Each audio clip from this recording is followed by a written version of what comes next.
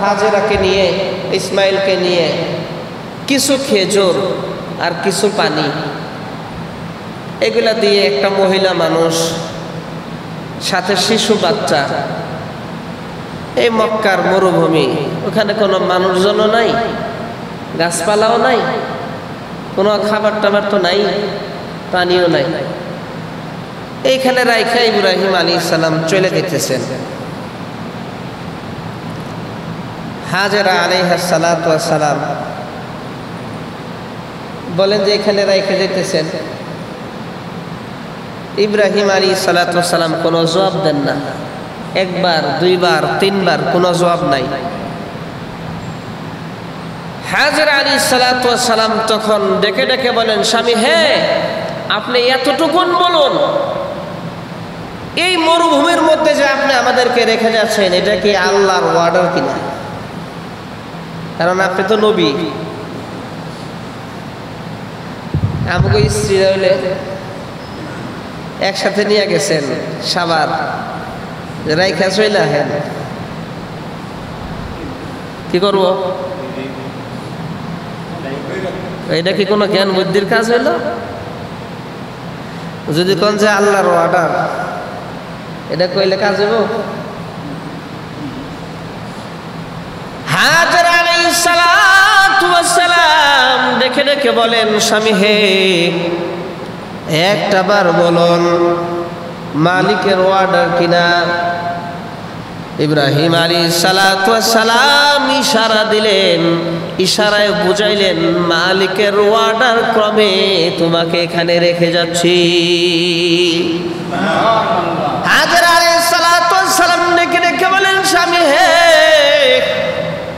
মালিকের নির্দেশে যদি আপনি রেখে যেয়ে থাকেন, তাহলে এমন আল্লাহর উপরে হাজেরা ঈমান আনে নাই যে আল্লাহ মরুভূমির এই বালুকাময় প্রান্তরে রিজিকের ব্যবস্থা করতে পারবেন না, যে আল্লাহ এইরকম নীরব জায়গায় থাকার ব্যবস্থা করতে পারবেন না, ওই আল্লাহর উপর ঈমান আনি নাই, বরং ওই আল্লাহর উপর ঈমান এনেছি যে আল্লাহ এই মরুভূমির মধ্যেও রিজিকের ব্যবস্থা করতে পারে।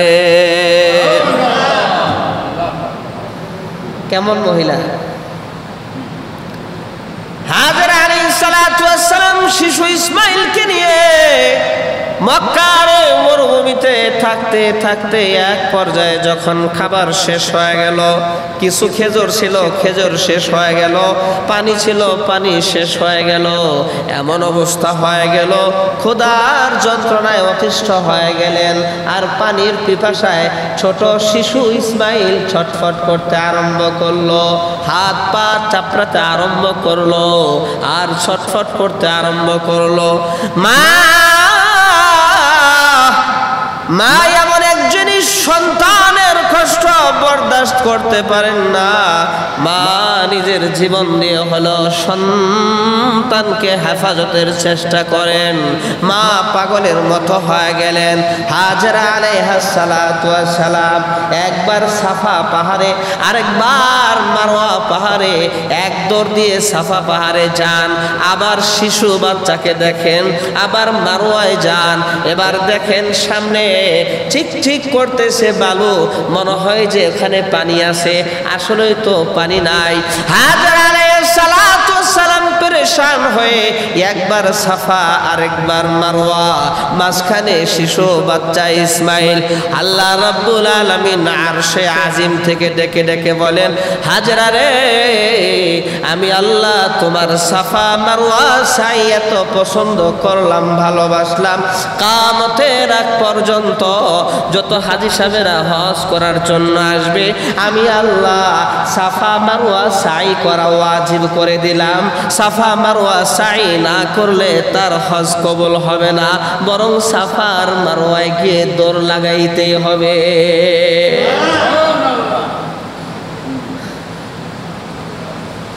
আল্লাহ রাব্বুল আলামিন বলেন, যেইভাবে হাজেরা সাফার মারওয়ায় দৌড় বেড়েছে, কিয়ামতের আগ পর্যন্ত আমি আল্লাহ হাজী সাহেবদেরও সাফার মারওয়া দৌড়ানি দেখব। সুবহানাল্লাহ। আমি আল্লাহ সাফা মারওয়া সাই করা জবর ভালোবাসার জিনিস বানায় নিলাম। এই জন্য হজ করতে গেলে সাফা মারওয়া সাই করতে হয়, ওয়াজিব করতেই হবে। হাজার আলাইহিস সালাতু ওয়াস সালাম এসে দেখেন ইসমাঈল আলাইহিস সালাতু ওয়াস সালাম শিশু বাচ্চা, পায়ের সাথে আঘাত লেগে পাথরের একটা টুকরা সরে গেছে, আর সেইখান থেকে আল্লাহ তাআলা পানির ব্যবস্থা করলেন, পানি উঠতেছিল। সুবহানাল্লাহ। হাজারা আলাইহিস সালাতু ওয়াস সালাম মহিলা মানুষ, মেয়ে মানুষ, বালি দিয়ে ওই পানির পার্শ্বে বাঁধ নির্মাণ করলেন, বাঁধ দিলেন, পানি আটকালেন। বুঝেন তো, বান বুঝেন তো নাকি? পানিরে বান দিছে। হাজার আলাইহিস সালাতু ওয়াস সালাম, ওনার ভাষা আরবি ভাষা ছিল না, সুরিয়ানি ভাষা ছিল। হাজার আলাইহিস সালাতু ওয়াস সালাম বাঁধ দিয়ে বলতেছিলেন জাম জাম। কি বলতেছেন? জাম জাম, থেমে যাও, থেমে যাও, এই পানি থাম থাম।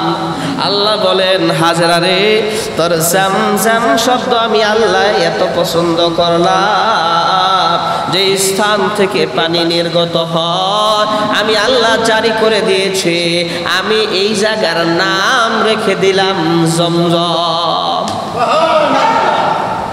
এই জায়গার নাম আমি জমজম রেখে দিলাম। জমজম কূপের পানি আমি আল্লাহ রাব্বুল আলামিন জমজম কূপের পানি,